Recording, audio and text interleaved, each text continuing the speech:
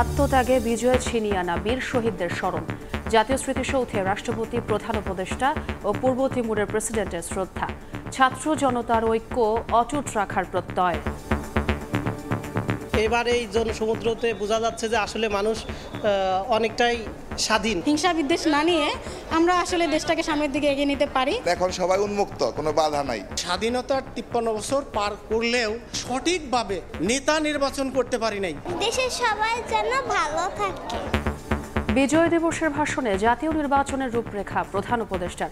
আগামী বছরের শেষ বা 26-এর প্রথমার্ধে হতে পারে ভোট। স্বাগত বিএনপি নেতাদের।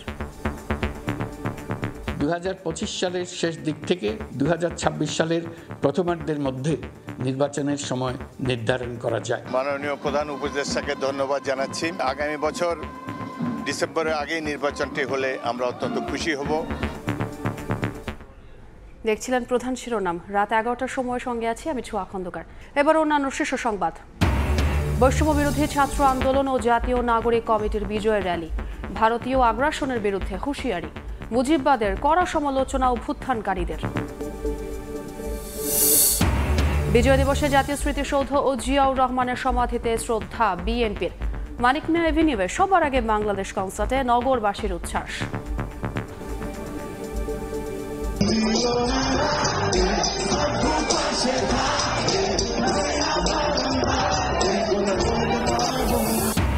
স্বাধীনতার 5 দশকেও কঠিন শ্রমজীবী মানুষের জীবন। ফুলে ফেপে উঠেছে ধনীদের সম্পদ। লক্ষ্যে পৌঁছানো নিয়ে প্রশ্ন অর্থনীতিবিদের। বৈষম্য দূর করার পরামর্শ। সারদায় প্রশিক্ষণে এলোমেলো হাঁটার দায়ে 40তম বিসিএস এর 25 এএসপি কে শোকজ। 3 দিনের মধ্যে লিখিত জবাব দেওয়ার নির্দেশ। এবং বিজয় দিবসে যুদ্ধ জাহাজ দেখার সুযোগ পেলেন সাধারণ মানুষ। সমরাস্ত্র প্রদর্শনীতে দর্শনার্থীর ভিড়। তরুণদের মাঝে দেশাত্মবোধ বাড়ানোর উদ্যোগ নৌবাহিনীর।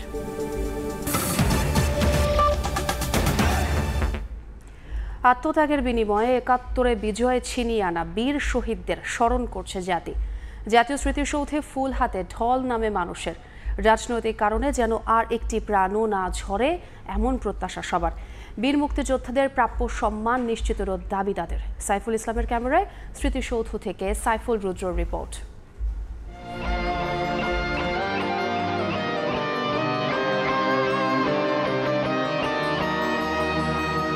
পূব আকাশের লাল সূর্য যেন সেজেছে বিজয়ের রঙে। যে বিজয় আমাদের আনন্দ, ভালোবাসা ও গৌরবের প্রতীক, সে মিশে আছে লাল সবুজের পতাকায়।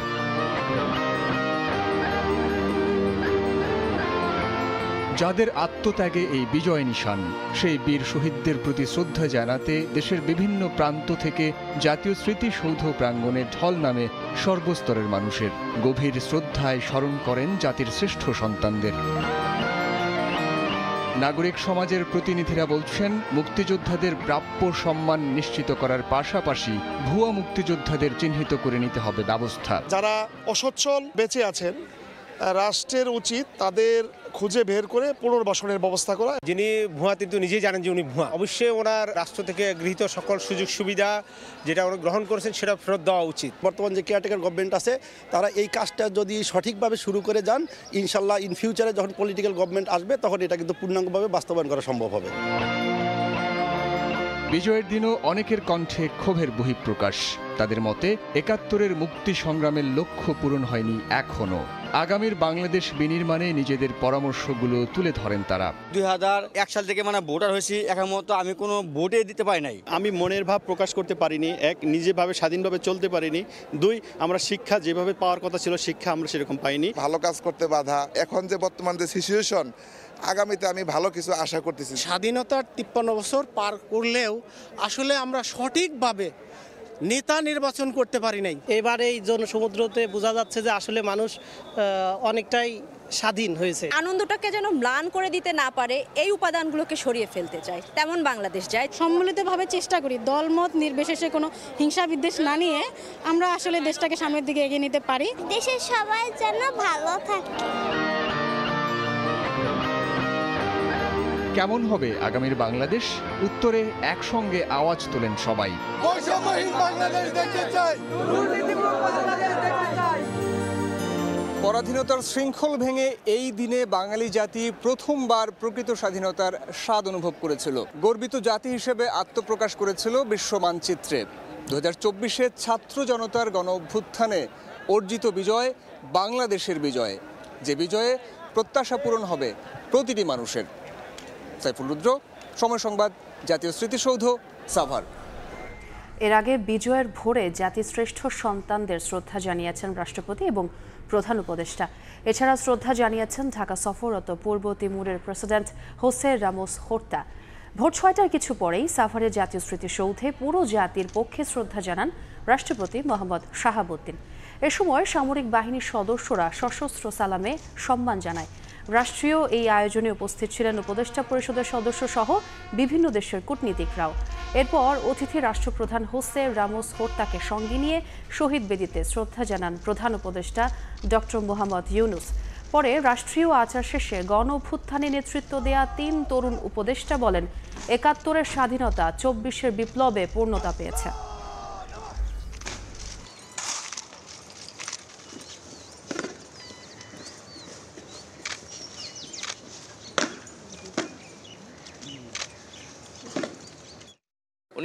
সালে আমাদের বিজয় আসলেও, আমাদের স্বাধীনতা আসলেও সেই স্বাধীনতা ছিল অরক্ষিত। আমাদের ২০২৪-এর বিজয়ের মধ্য দিয়ে আমাদের স্বাধীনতা পূর্ণতা পেয়েছে। ৭১ থেকে ২৪ এবং আমাদের এই স্বাধীনতা এবং মুক্তির যে সংগ্রাম, এই চলমান সংগ্রামে আমরা দেশবাসীকে সাথে নিয়ে একটা সুন্দর বাংলাদেশ গড়ার যে প্রত্যয় তা সফল করতে চাই।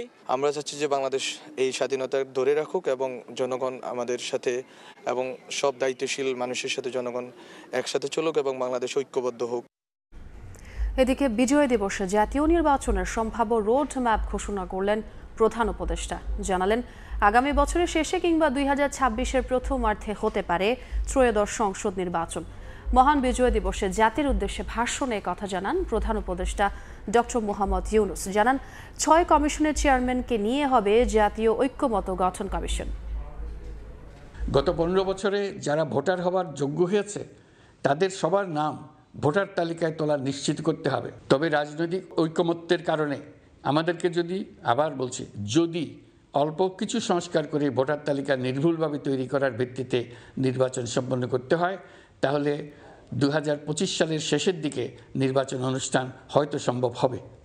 আর যদি এর সঙ্গে নির্বাচন প্রক্রিয়া এবং নির্বাচন সংস্কার কমিশনের সুপারিশের পরিপ্রেক্ষিতে এবং জাতীয় ঐকমত্যের ভিত্তিতে প্রত্যাশিত মাত্রার সংস্কার যোগ করি, তাহলে অন্তত আরও ৬ মাস অতিরিক্ত সময় লাগতে পারে।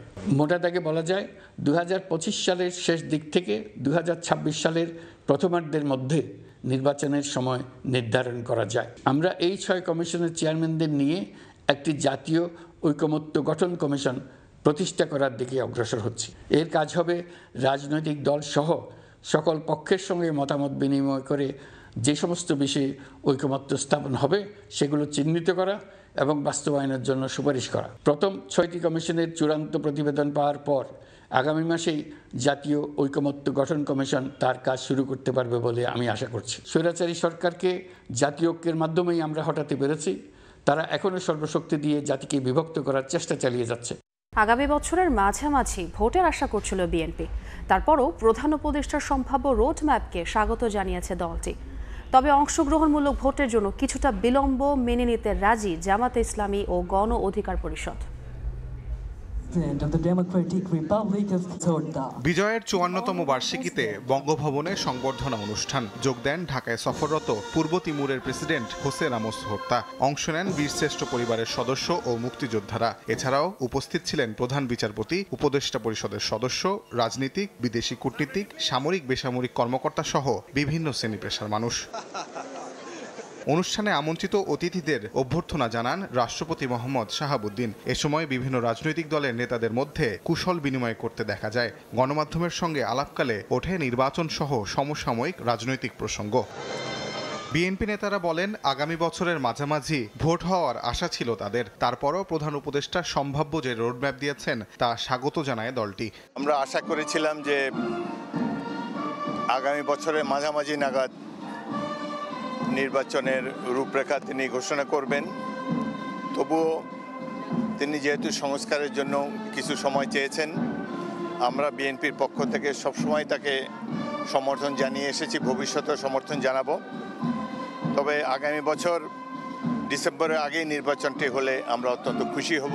অংশগ্রহণমূলক ও সুষ্ঠু নির্বাচনের জন্য কিছুটা বিলম্ব মেনে নিতে রাজি জামায়াত ও গণ অধিকার পরিষদের নেতারা। একটু বিলম্বিত নির্বাচন হয়তো এই জাতি মেনে নেবে, প্রোভাইডেড ইলেকশনটা পার্টিসিপেটরি হওয়া দরকার, ফ্রি এবং ফেয়ার হওয়া দরকার। সোশ্যাল পলিটিক্যাল রিফর্ম ছাড়া আমি মনে করি না যে নির্বাচন হলে সেটা জন আকাঙ্ক্ষার প্রতিফলন ঘটবে। সেক্ষেত্রে তাদের আগামী বছর কিংবা আরও 1 বছর যে নির্দিষ্ট সময়টা লাগুক, আমরা সেই সময়টা পর্যন্ত দিতে চাই। নির্বাচন কমিশনার তাহমিদা আহমেদ জানান, 2025 সালের শেষ বা 2026 সালের শুরুতে ভোট আয়োজনে প্রস্তুত নির্বাচন কমিশন। জানুয়ারির প্রথম থেকে আমরা একেবারে উঠে পড়ে লেগে যাব এবং আমরা আশা করি 25-এর শেষে অথবা 26-এর প্রথম।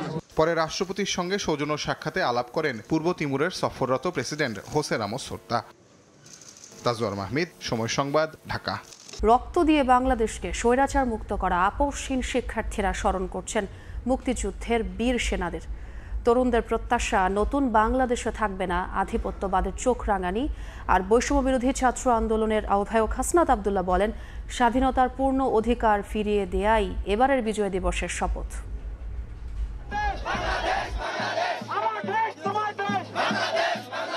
হাতে জাতীয় পতাকা, কণ্ঠে স্লোগান। তরুণদের এমন স্বতঃস্ফূর্ত অংশগ্রহণ বহুদিন দেখেনি কেউ। মাস কয়েক আগেই রক্ত দিয়ে স্বৈরাচার হটিয়েছেন এই তরুণরা।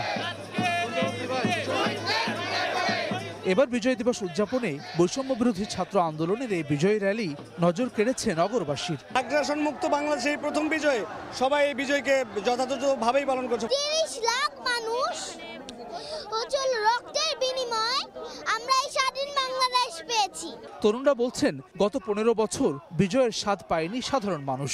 এক দল এবং গোষ্ঠীর হাতেই বন্দী ছিল স্বাধীনতা। অন্যায়ের বিরুদ্ধে যারা চোখে চোখ রেখে কথা বলতে পারবে, এই ধরনের বাংলাদেশ আমরা চাই। বৈষম্য বিরোধী ছাত্র আন্দোলনের আহ্বায়ক হাসনাত আব্দুল্লাহ বলছেন, স্বাধীনতার পূর্ণ অধিকার ফিরিয়ে দেয়াই এবারের বিজয় দিবসের শপথ। ভারতীয় আগ্রাসন, কোনো বিদেশি আগ্রাসন, কোনো বহিঃশক্তির কোনো আক্রমণ, অখণ্ডতার প্রতি হুমকি নিয়ে বাংলাদেশ আর থাকবে না। বাংলাদেশ নিজের ভূখণ্ডে একটা কমিউনিটি হয়ে উঠবে এবং আন্তর্জাতিক ভূখণ্ডে একটা সিভিলাইজেশন হয়ে উঠবে। শুধু রাজধানী নয়, বিজয় দিবসে সারা দেশেই নানা কর্মসূচি পালন করছে বৈষম্য বিরোধী ছাত্র আন্দোলন। বিশ্বের বুকে মাথা উঁচু করে দাঁড়াবে লাল সবুজের পতাকা। 24-এর বিজয় দিবসে এমনই প্রত্যাশা তরুণদের। 24-এর গণ অভ্যুত্থানের মতো কাঁধে কাঁধ মিলিয়ে বাংলাদেশকে এগিয়ে নিতে চায় দেশের প্রশ্নে আপসহীন এই তরুণরা। হাসান ওয়ালি, সময় সংবাদ, ঢাকা। ৭১-এর বীর শহীদদের স্মরণে রাজধানীতে বিজয় র্যালি করেছে জাতীয় নাগরিক কমিটি। পরে সংক্ষিপ্ত সমাবেশে নেতারা বলেন, আওয়ামী লীগের বিচার ছাড়া দেশে কোনো নির্বাচন হবে না। ভারতীয় আগ্রাসন ও ফ্যাসিবাদীদের রুখে দেওয়ার হুঁশিয়ারিও দেন নেতারা। বিজয় দিবস উপলক্ষে জাতীয় নাগরিক কমিটি আয়োজনে এই বর্ণাঢ্য র্যালি, যেখানে বারবারই উচ্চারিত হচ্ছিল ৭১ মরে না, ২৪ হারে না, আমার সোনার বাংলায় বৈষম্যের ঠাঁই নাই।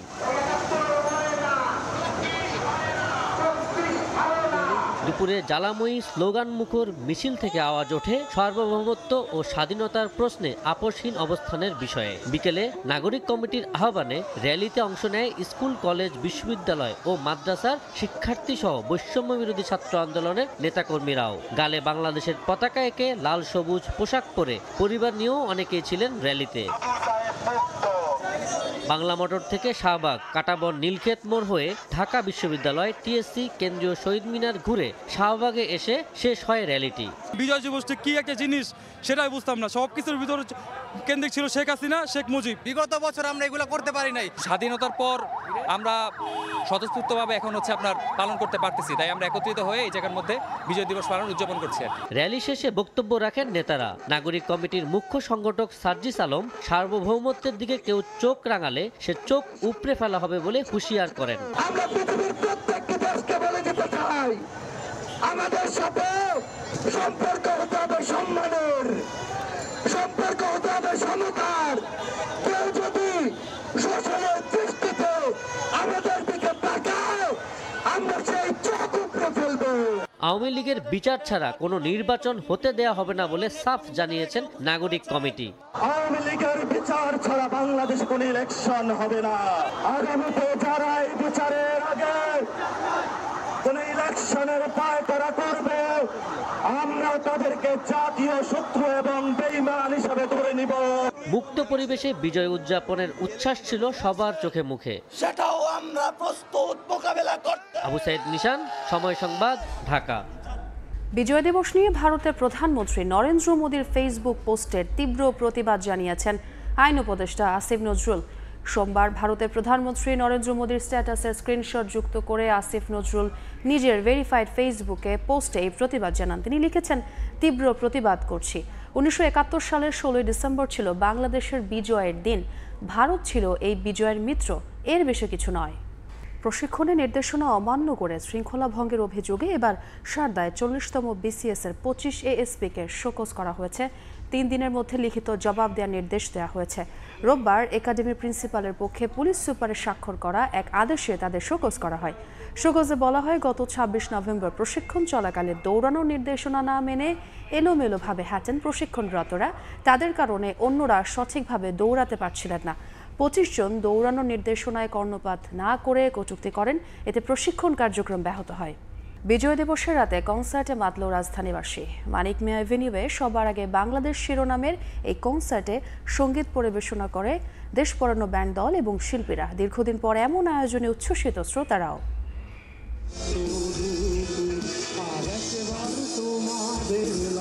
বিজয়ের উন্মাদনায় তরুণ প্রজন্ম, লাখো বাঙালির উচ্ছ্বাস, কণ্ঠে সবার আগে বাংলাদেশ। মঞ্চে প্রিয় শিল্পী আর ব্যান্ড দলের মন মাতানো পরিবেশনায় উত্তাল পুরো মানিক মিয়া এভিনিউ। তালে তালে জানান দিচ্ছে তারুণ্যের জয়গান। 54তম বিজয় দিবস উদযাপনে উন্মুক্ত কনসার্ট সবার আগে বাংলাদেশে দুপুর থেকেই কানায় কানায় পূর্ণ জাতীয় সংসদ ভবনের সামনের সড়ক। তিল ধারণের ঠাঁই নেই এতটুকুও। সড়ক বিভাজক ছাপিয়ে পাশের গাছে উঠেও কনসার্ট উপভোগ করেন শহুরে দর্শক। তাদের মতে এমন আয়োজন এর আগে দেখেনি বাংলাদেশ। নতুন স্বাধীন বাংলাদেশ পেয়েছি আমরা, এই স্বাধীন বাংলাদেশে সবাই আমরা এনজয় করতেছি। আমরা আসল বিজয়ের উল্লাসে এবার পাইতেছি। গণঅভ্যুত্থান পরবর্তী বাংলাদেশে বিজয় উদযাপনকে স্মরণীয় করতেই এই আয়োজন বিএনপির পৃষ্ঠপোষকতায় প্রতিষ্ঠিত সবার আগে বাংলাদেশ সংগঠনের। বিগত দিনে কনসার্টে বিদেশি সঙ্গীত চর্চার অভিযোগ তুলে আয়োজকরা বলেন, বাংলা সংস্কৃতির প্রচারেই এমন আয়োজন। এই কনসার্টে আমরা দেশীয় শিল্পী, বাংলাদেশের গান, বাংলাদেশের সংস্কৃতিকে প্রাধান্য দিচ্ছি। বিগত বছরগুলোতে অনেক কনসার্ট হয়েছে। বিদেশি শিল্পী, বিদেশি সংস্কৃতি আমাদের এই যুব সমাজকে আমাদের সংস্কৃতি থেকে অনেক দূরে রেখেছে।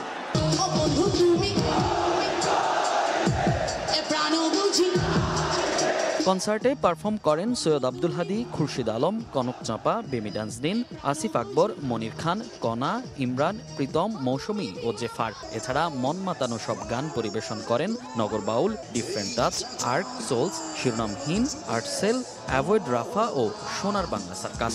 মনির হোসাইন, সময় সংবাদ, ঢাকা। নানা আয়োজনে বিশ্বের বিভিন্ন দেশে মহান বিজয় দিবস উদযাপন করা হয়েছে।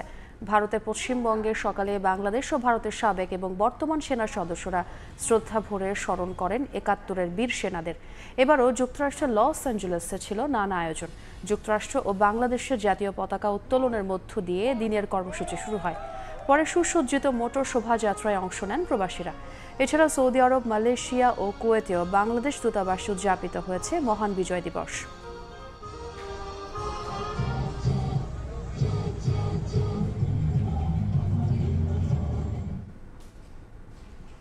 এতক্ষণ দেখছিলেন দেশ বিদেশের খবর।